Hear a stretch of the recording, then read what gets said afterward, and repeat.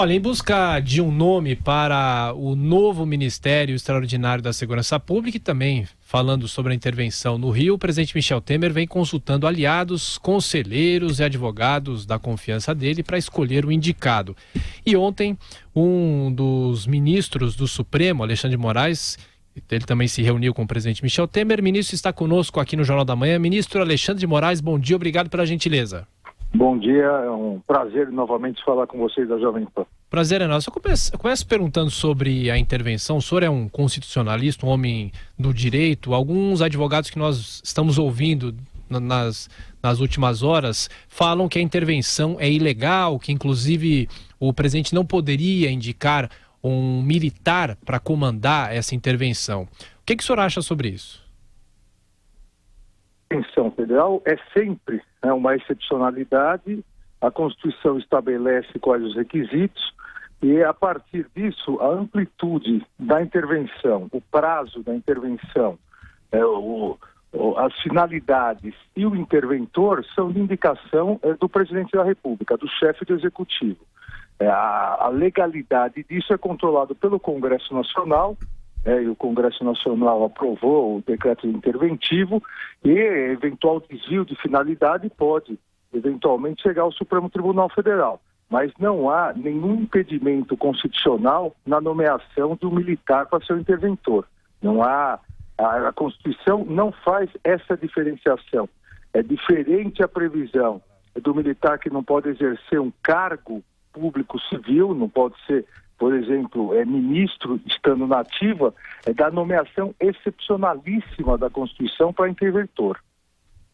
Augusto Nunes, sua pergunta para o ministro. Ministro, mas o senhor considera necessária a intervenção e nos moldes em que foi feita? Não, eu não entro, Augusto, bom dia para você, eu não entro no mérito. Esse mérito é da chefia do Executivo, é um mérito político, é da chefia do Executivo e do Congresso Nacional. Por isso que a Constituição dá ao Congresso Nacional a possibilidade de sustar a intervenção. Eu ouvi também muitos comentários na imprensa, a ideia de que a intervenção somente começaria a partir da aprovação do Congresso. Não é correto isso. A Constituição estabelece que vão ter política mas pode ser sustada pelo Congresso. Eu não entro no mérito, até porque eu não tenho todas as informações, se é necessário, mas é que dentro das regras constitucionais ela foi decretada sem nenhum vício, aparentemente foi. Ministro, bom dia, Joseval, um abraço, obrigado por estar conosco. Bom dia, Joseval. Bom dia. Como é que está essa questão da decisão sobre a presunção de inocência no Supremo Tribunal? Fala-se que talvez isso volte ao tema. Há algo programado, ministro? Joseval, eu desde de agosto do ano passado, nos casos que traziam a questão da presunção de inocência e a prisão após a condenação de segundo grau, toda vez eu dizia da necessidade do plenário retomar esse tema e julgar definitivamente as duas ações declaratórias de relatoria do ministro Marco Aurélio, para que houvesse uma segurança jurídica. Uma posição ou outra, mas de forma vinculante aos 11 ministros, porque não é possível, a meu ver, não é possível a insegurança jurídica. Acaba virando uma loteria. Alguém que tem o seu caso, seu habeas corpus distribuído ao ministro, consegue eliminar. Alguém que tenha outro não consegue. Infelizmente, no ano passado não foi pautado, então, esse ano, na primeira sessão da primeira turma, eu já me posicionei pela primeira vez o meu voto a favor da prisão após a condenação em segunda instância. Não há nada, a meu ver, impeditivo nem na Constituição e nem em nenhum tratado internacional que o Brasil é signatário. Nenhum país do mundo, nenhum país exige o trânsito em julgado.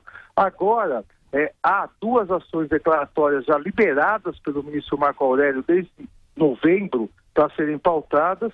A segunda turma ontem, ela colocou para o plenário vários habeas corpus. Então, entendo necessário que seja pautado o mais rapidamente possível e não um habeas corpus do paciente A, B ou C, mas sim ação declaratória que não envolve nomes, envolve a tese jurídica, para que haja segurança jurídica. E eu queria ressaltar, Joseval, que nesses 30 anos que nós vamos completar agora em 5 de outubro da Constituição, durante 30 anos, 23 anos, o posicionamento do Supremo Tribunal Federal foi pela possibilidade da prisão após condenação em segunda instância. Nesses 30 anos, de todos os ministros que estiveram no Supremo Tribunal Federal, 36 ministros foram a favor da prisão após condenação em segunda instância. Somente, e devemos obviamente respeitar esse posicionamento, somente 7 ministros que se posicionaram pela necessidade do trânsito em julgado, nesse tempo todo. Ou seja, sempre o Supremo, majoritariamente, se posicionou por essa possibilidade. Augusto. Ministro, Augusto Nunes novamente. Eu sei que o senhor pode se considerar impedido de responder essa pergunta por ser ministro do Supremo. Agora eu estou querendo ouvir o homem que comandou a segurança pública em São Paulo. O que o senhor achou das declarações do candidato Ciro Gomes, segundo as quais São Paulo deveria ser o alvo da intervenção e não o Rio? Olha, Augusto, é difícil, obviamente, fazer esse comentário, mas mostra total desconhecimento desse senhor, total desconhecimento. Então não merece nem uma análise mais aprofundada. São pessoas, e infelizmente o Brasil tem muitos, entre aspas, especialistas que não entendem nada de determinadas matérias, mas querem criar factoides. Ministro, bom dia, Marco Antônio Villa. Lendo o decreto do governo de intervenção federal, algumas coisas chamam a atenção, né? Entre outras que não há justificativa, quer dizer, não é que não há razão para o decreto, mas não tem uma justificativa, o que é muito estranho, né? Mas deixando isso de lado, que é uma coisa estranhíssima, aí perguntando ao senhor como constitucionalista, o artigo 36, o parágrafo 1, o primeiro, melhor dizendo, ele diz que tem de ser a amplitude, o prazo, as condições de execução será submetida à apreciação do Congresso Nacional.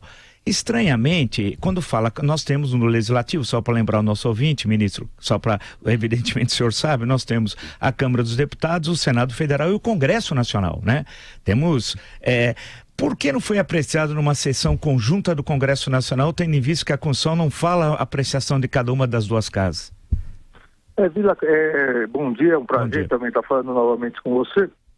A Constituição só exige que seja apreciado pelas duas casas monocraticamente, nós diríamos, conjuntamente, quando expressamente existe essa previsão, ou seja, quando a Constituição fala e falou só na questão da revisão constitucional, que haveria necessidade do Congresso como um todo. Quando não é isso, ou quando na sessão conjunta ao mesmo tempo, no caso dos vetos, então, mesmo falando que o Congresso vai analisar, bicameralmente, separadamente. Não há nenhum problema nisso, a meu ver, não há nenhum problema. Outra coisa, o senhor que tem grande experiência, o que o senhor achou pergunta no presente, o senhor acredita na perspectiva de resolver o problema do Rio? Ou seja, esse instrumento constitucional deve ser mesmo utilizado? Joseval, esse instrumento, como eu disse, a questão política, né, da utilização, eu não vou entrar no mérito, mas eu acredito que o que pode vir a resolver a questão da segurança pública, ou pelo menos atenuar o grande problema, aí não é somente no Rio de Janeiro. O Rio de Janeiro, a questão é premente, mas no Brasil como um todo são quase 60 mil homicídios por ano, 60 mil homicídios, a taxa de mais de 35 homicídios por 100 mil habitantes no Brasil. É algo assim maior do que qualquer guerra, é maior do que na faixa de Gaza o número de homicídios por 100 mil habitantes.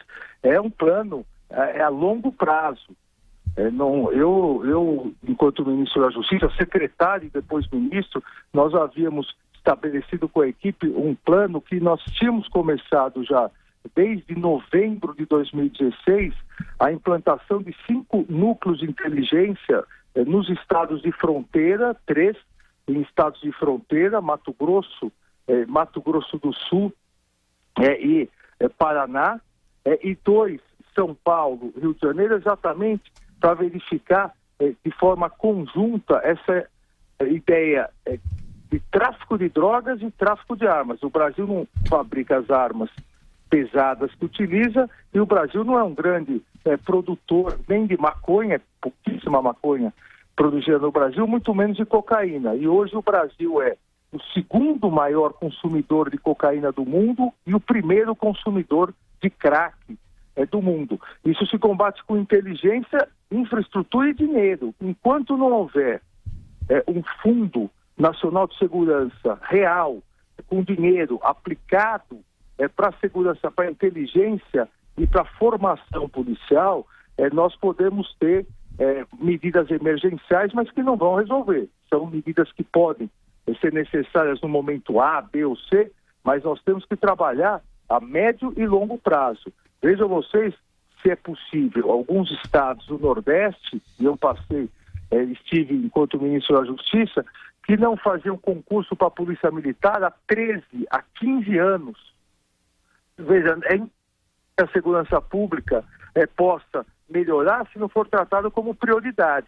Vamos ver se, em virtude desse momento, onde todas as vontades políticas, eu diria não só políticas, mas também se percebe eleitorais, mas essas vontades ligadas e direcionadas à segurança pública fazem com que se aprove realmente medidas necessárias também a médio e longo prazo.